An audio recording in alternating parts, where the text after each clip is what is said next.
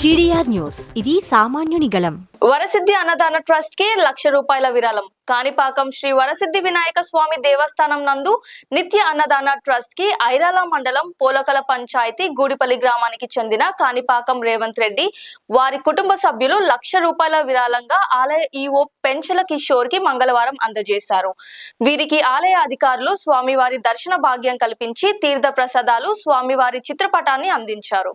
అనంతరం ఆశీర్వాద మండపంలో వేద పండితులచే ఆశీర్వదించారు. ఈ కార్యక్రమంలో AEO Ravindra Babu, temple inspector Ravi, ఆలయ సూపరింటెండెంట్ వాసు తదితరులు పాల్గొన్నారు.